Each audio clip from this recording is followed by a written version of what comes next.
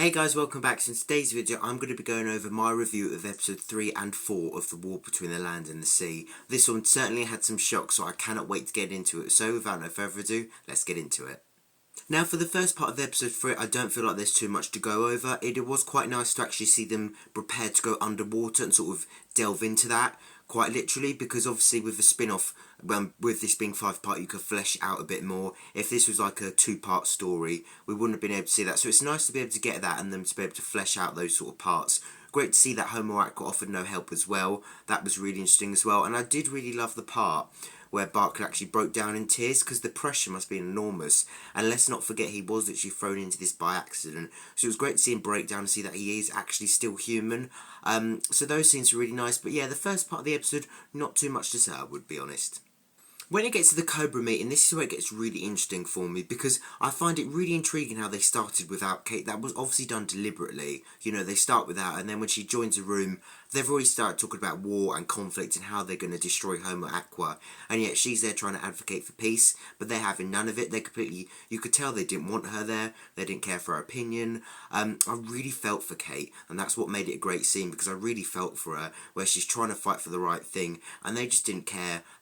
They really didn't want her there. They sort of completely disregarded her opinion, to be honest, except that one lady who actually was on Kate's side. I thought that was absolutely brilliant. But what you notice is at the end of that scene, there's a sort of shot where you've got everyone looking at Kate, obviously all those slime balls, nasty people who are looking at Kate, and then the woman isn't. It's sort of like they're showing dominance, that they've won. So I really like the sort of that sort of scene and how they done it in a way. I really like that. I thought that was really cool. And then later on you get to see them sort of being like the devil's advocate, literally being the devil on the Prime Minister's shoulder, trying to convince him and coerce him into doing what they want. I thought all of that was really done really well. I thought it was really clever how they filmed it and how they had certain shots. I thought all of that was brilliant, and I just really felt for Kate, because it must have been so difficult for her being in a room where she's trying to fight for peace and nobody's listening to her. Like I said, they started without her deliberately, so that whole scene was really enjoyable because I really felt for Kate, and I really hate those people in that room. And then of course later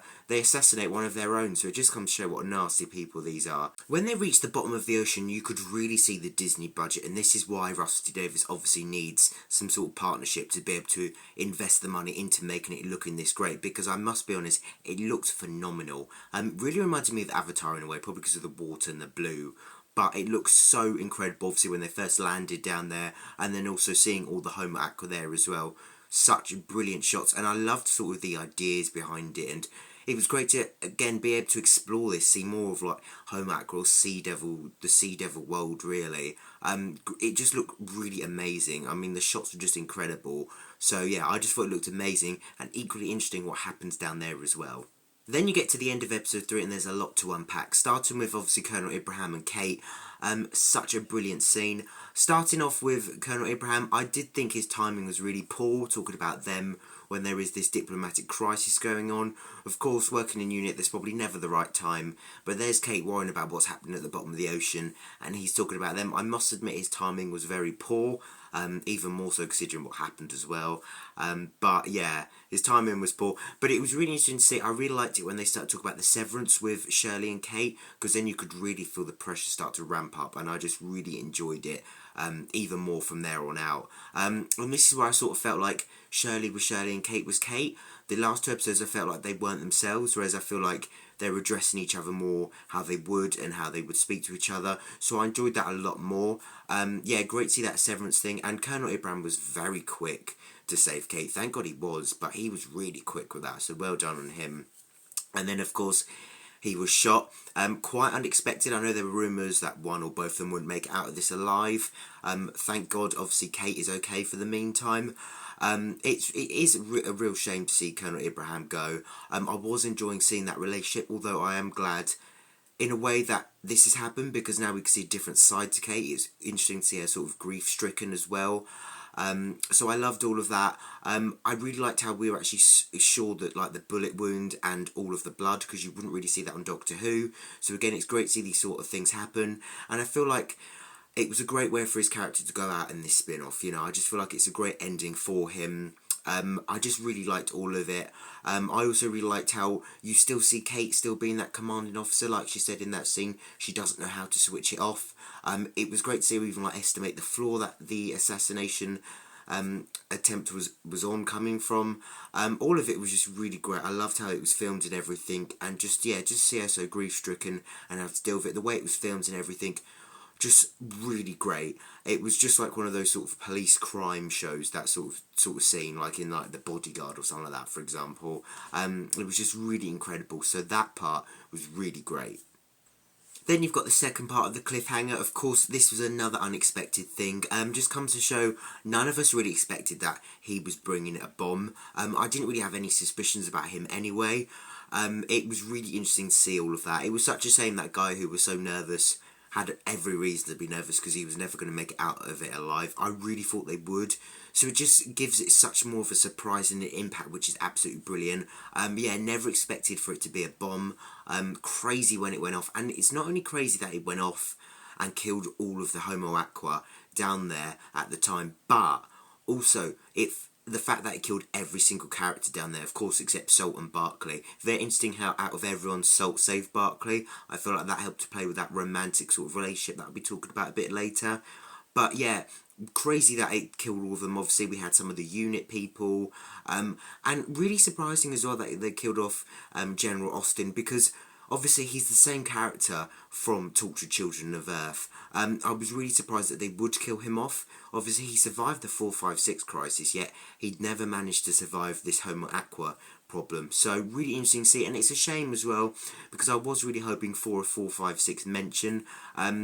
We're in episode 4 now, we haven't got it. Now he's dead. I definitely don't think we're getting it, which is a shame. But just to have that character, the same one, I would have just liked a small reference. That's all I would have wanted. So it is a great shame. And while I'm sort of complaining at the moment, one little nitpick, I wish they never slowed down what the man said, the one who blew up the Homo Aqua, because I found it really difficult to understand what he was saying. So I wish they never slowed it down. Of course they did it for dramatic purposes, but could we at least have heard what he was saying in normal speed or a bit quicker? Because I really couldn't understand. But I am glad they explained why he done it, obviously stage 4 cancer. So great to have that sort of explain to us why he was willing to sacrifice himself, obviously to push the war through, to make it worse. And I must say, Alonso's Barclay type characters, they don't have much luck, do they? Obviously the Titanic, he had 6 months to live, so he tried to destroy the Titanic. And this guy had stage 4 cancer, so he tried to blow up Homo Aqua with Barclay as well, like with Alonso on the Titanic. So he doesn't get much luck, does he? But yeah, really interesting to see. And again, a great cliffhanger. I thought episode 3 had such a brilliant cliffhanger from both sides, for the unit and for obviously the war and Homo Aqua and everything like that. So yeah, 2 really brilliant scenes, and I absolutely loved it. I thought it was brilliant. By episode 4, it's quite a shift, and that's exactly what I wanted to see, because my one complaint about episode 1 and 2 is it felt too conferencey, and I didn't feel like, although we weren't seeing enough of Unit in my respect, in my personal opinion, and then what we were seeing, it didn't feel like them, whereas by episode 4, Unit had such much more of a heavy presence, and then it felt more like them as well. So that's what I really enjoyed, because episode 4, Unit had much more of a heavy presence, it felt like them, and then you have Barclay and Salt going on the run, so it's almost like the spin-offs are now showing a different side. It's not all about just Barclay and Salt, so I really like that. But I also really liked everything to do with Barclay and Salt in this episode that I'll be getting into a bit more in a bit. But yeah, I really like that shift. It was also great to see Shirley take charge. I've never actually really seen that before, so that was great to see her sort of take charge as well. And I really loved how they did that deep fake of Salt as well, because the way they even the way whoever made it shot it, it just looked so dark, and the way she was saying, you know, their blood and marrow now feed their children, that really would have got people on Earth, the humans, really riled up. So I just thought all of that was done brilliantly. And yeah, just great to see how episode 4 changes as well, because don't forget, half the characters have been killed off in a way, so it's great to see how it changes, and that's what I really loved about when we move on to episode 4.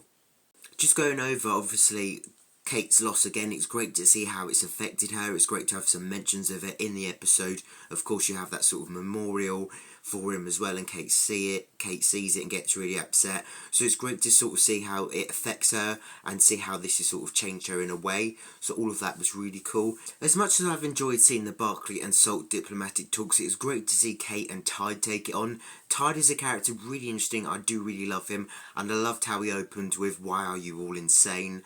I just felt it really set the tone for this talk. Absolutely loved it, and it's brilliant to see Kate do the talks as well, because if anybody should be doing it, it should be Kate. Obviously she's the leader of unit, she's got the most experience, so it was great to see them have those diplomatic talks. Really loved it all. I really loved his threat about Rust as well, really interesting concept, and it just comes to show how much of an upper hand Homo Aqua have over us. So all of that was really brilliant. I love seeing Shirley's reaction to Kate going rogue as well. And I also loved how he said he wants the name of Earth changed because it's too dry. So all of that was really great, and it was great to see Tide as a character. I'd love to see him again, because yeah, it's just really interesting in how he wants Salt back because she has betrayed her own race. So all of that, I just really enjoyed all of that, and I just thought those talks probably my most enjoyable in that conference room, only because of the way it went and how Tide was, and actually have Kate, you know, sort of speaking on behalf of the human race as well. For all of that was just absolutely brilliant, and one of the highlights for me of the episode. I'd love to get your guys' opinions on this, because for me, when he made the sort of demand that we change the world in 5 years, I didn't feel that was too unreasonable. When it was Salt talking it, she sounded like she almost wanted it right here and now. So for him to say you've got to change your ways within 5 years, I felt like if we put it on priority and really worked here, that's a possibility. But I'm not sure if I'm just being overly optimistic there. What do you guys think? I feel like 5 years is a good demand, to be fair. Obviously, like Salt was saying, you know, they're choking on our oil and waste and excrement already, so them having to wait 5 years for a big change is not completely unreasonable. So for me, I felt like it was quite reasonable, really. Then obviously the episode shifts onto when Barclay manages to get the call. I felt really sorry for that boy they robbed, but great to see Barclay and Salt working together. What I find interesting is, though, I'd love to know, did their family dob them in, or were Unit listening in? Because 1 minute, you know, Barclay's speaking to his daughter and then his ex-wife, and then all of a sudden Unit are with him. I'm not too sure. And then, of course, just as Barclay goes over to his ex-wife, she says it's a trap. So is that her last minute deciding what she's done is wrong, or is that because Unit caught out originally? I feel like if they have bugged the room, they would have worked out anyway that was Barclay talking. So I feel like it's possibly more that Unit just found out rather than they sort of snitched on him in a way, is what I'm going to say. But yeah, I'd be interested to sort of go over that again and sort of work that out, because I couldn't really tell. But interesting that I just thought, you know, did they dob him in, or did Unit find out? And just before I get into that other brilliant cliffhanger of episode 4, just talk about Barclay and Salt's relationship. I really am invested in it. I do absolutely love it. I think it's very believable. It's quite obviously an unconventional relationship, but I just feel like those two together are it's just so beautiful. I really do love it. I really liked all the adult jokes as well about him regulating his body for her and them sort of doing it off screen. That's not really something you see in the Whoniverse, which is great to see that sort of thing explored, obviously because you couldn't really see that sort of thing in Doctor Who, not particularly. So I was really invested in all of that, and I do really love all of that with them, and I do hope they get their happy ending in the end. I would really love to see that. Yeah, I just love all of it, and especially because it's such an unconventional relationship, but I am really invested. It's quite controversial, that one. I feel like relationships in the Whoniverse often are, but for me, I'm really invested in it, and I do love it. So I feel like, yeah, I just think it's brilliant. I just wanted to sort of give my thoughts over it, really, because I do love all of it. And what I would say as well, I don't know if it was just me, but when they were hiding out in that building with like the orangey yellow windows, that just really reminded me of like the sound of the drums where Jack, Martha and the Doctor were hiding out as well. Just saw that and thought of that straight away, so I thought that was quite an interesting sort of thing I spotted as well. Now talking about our second brilliant cliffhanger of an episode, obviously at episode 3, now we're talking about episode 4. I really love those scenes on that bridge, obviously Unit versus the army, and then Kate actually ordering them to point their guns at the army. Unit versus the army, really cool, absolutely cool.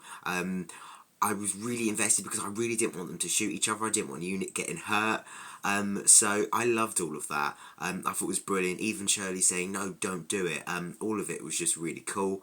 I'm really glad Salt managed to get away. I'm really glad she managed to do that scream. Notice how everybody was affected by it quite badly except Barclay. Really interesting that. I wonder if that's because they've sort of shared a relationship or just because she did it to everyone except Barclay. I don't know.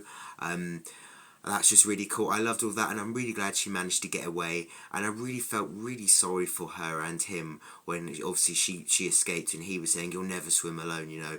It's just really sweet. I just feel like I'm just so invested in that relationship. It's just really sweet. So I'm really looking forward to where this is going. But yeah, having Unit on the bridge pointing at the army and then possibly going to shoot each other. Incredibly cool. Just absolutely loved it. So these last 2 episodes, their cliffhangers were just spot on, absolutely brilliant. So episode 3 and episode 4 have just been really great.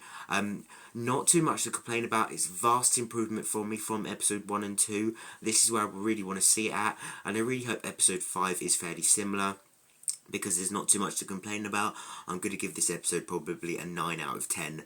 It's just really great. Obviously, these 2 episodes have been really, really enjoyable. Not too much to complain about. Obviously, we've seen losses in the episodes. Obviously, we've seen different sides to Kate. We've seen more of a heavy Unit presence. We were introduced to Tide. I really like their relationship between Shirley and Barclay. That's not what's happening. Salt and Barclay. I just loved all of it, what they've done. So I'm really looking forward to the last part of the series. It'll be a shame when it's over, and I'm really looking forward to seeing what we have in the post-credit scenes as well. Obviously, Ross Steve's hinted it, the Doctor's not going to be appearing, but something's going to be coming. I think it's possibly related to obviously the war between the land and the sea, but I would actually love to see something about the future of Doctor Who, you know, because after this, obviously we know it's coming in 2026, Christmas, but we don't know too much about it. I know there was something said, Billie Piper said something about how she could talk about something next week, as in this week, I think, so I'm hoping there might be at least something for us to go on, a nice little Christmas present of a little bit of news for what's going to be happening next year, or who Billie Piper is. I think that's unlikely, but just something, anything would be really great. So I'm really hoping that we're going to be able to see that. But apart from that, I think that sums everything up, really. But what I'd love to know is what you guys think. What were your opinions on episode 3 and 4? Did you think they were an improvement like me? Or, you know, was there something you didn't like? Let me know in the comments below, because I'd love to hear it. And as always, thank you so much for watching. I hope you enjoyed the video, and hopefully see you in my next video soon. Thank you all for watching, and take care.